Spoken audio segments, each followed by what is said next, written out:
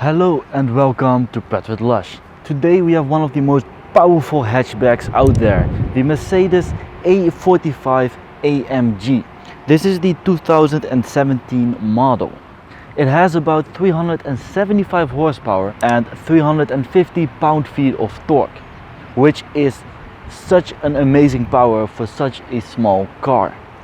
It goes from 0 to 60 miles per hour in only 4.2 seconds. So let's talk about the exterior, the interior and the infotainment system. So let's go.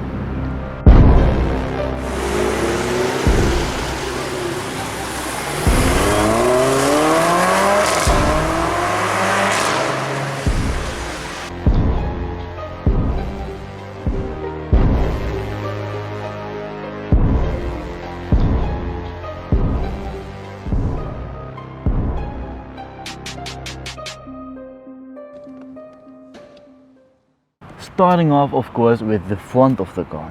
It has these amazing LED high performance headlights.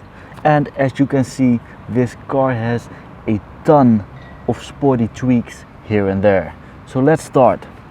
In the front you have these huge bumpers and air intakes. A nice Mercedes star in the middle, which is blacked out, which means it has the Distronic Plus. Two lines over here, both sides, with the AMG emblem. This car looks basically tuned.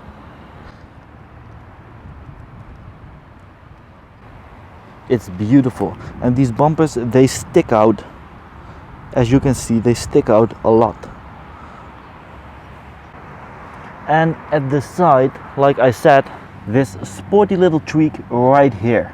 I'm not sure if it has any aerodynamic purposes, but it looks cool, so I like it. A beautiful black color, and these wheels we will talk about now because we are going to the side. So let's go.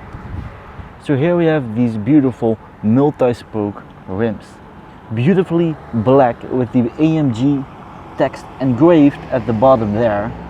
Nice red brake calipers, and these are 19-inch rims, which looks very big on such a small hatchback. Beautiful multi-spoke rims with the red brake calipers over there. 19-inch rims. From the side you can see the turbo 4MATIC emblem right here.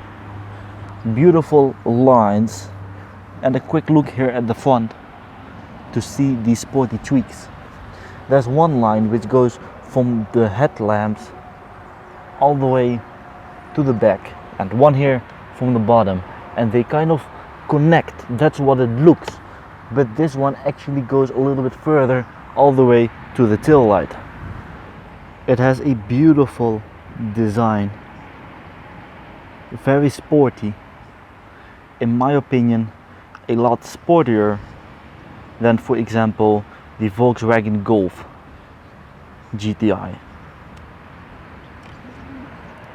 So now let's talk about the back of the car.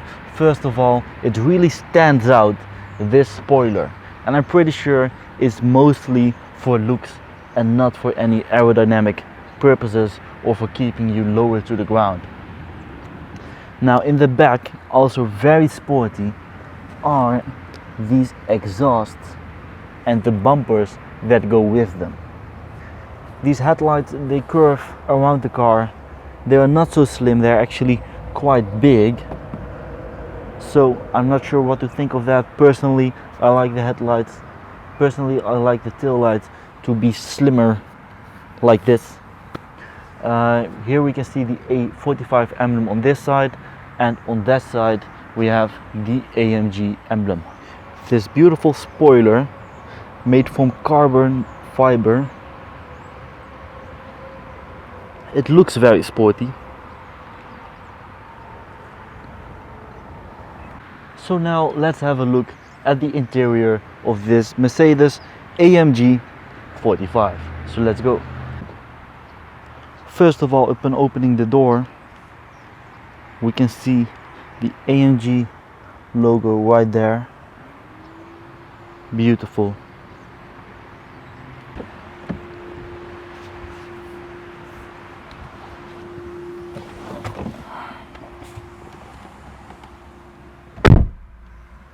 So inside the Mercedes AMG 45.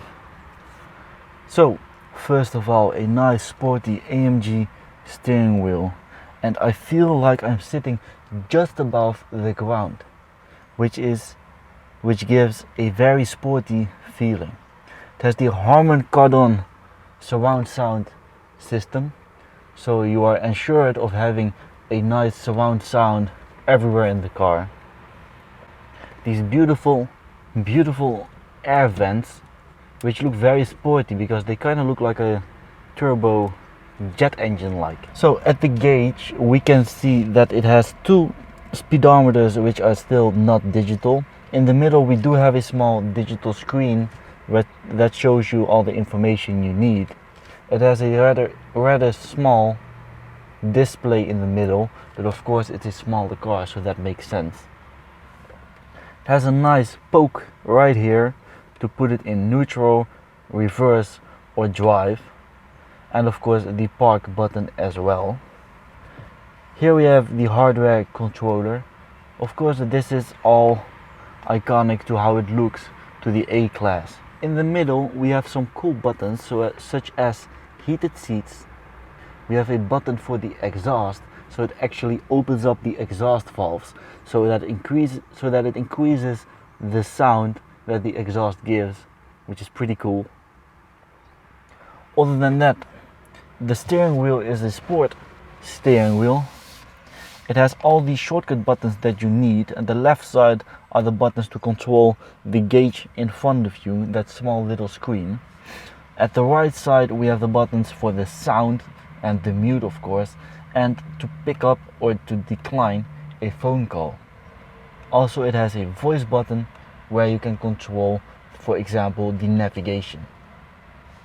At the back of the steering wheel we have two flippers to manually control the gears.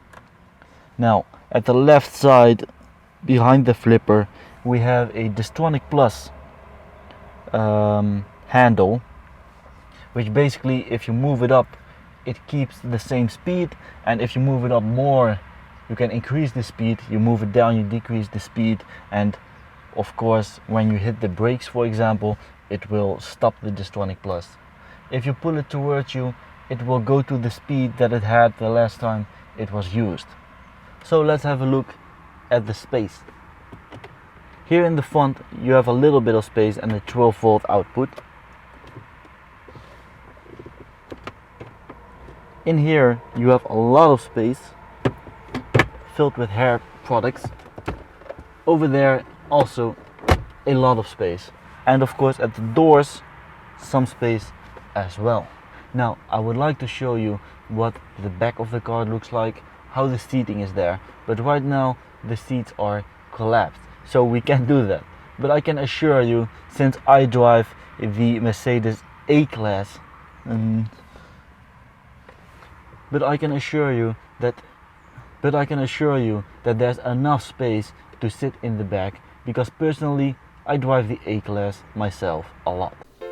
To still be able to give you guys an idea of the trunk space and the rear seat space, and to make the 10-minute mark, I took a small video from CarWow. The trunk opening is a bit smaller than those of the rivals, so getting large items in might be a bit more difficult.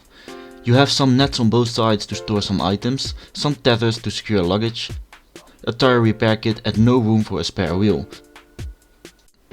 But there is room to hide some valuables.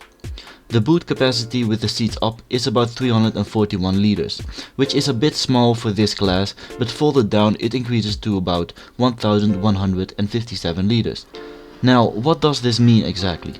Getting a stroller in isn't that easy because of the tight boot opening, but once inside you can still fit two bags on top of it. But what happens if we fold the seats down? It's big enough to fit an entire bike inside. Now let's go to the back. In the back there's more than enough space if you're about average height. The problem is if you're a bit tall. The arching windows in the back kind of make you feel claustrophobic. You can fit up to 3 people in the back. And compared to the rivals, overall the space in the back is better than the A3 and the BMW 1 Series. So that was the video for today. I hope you enjoyed it, and I hope to see you next time. Bye bye.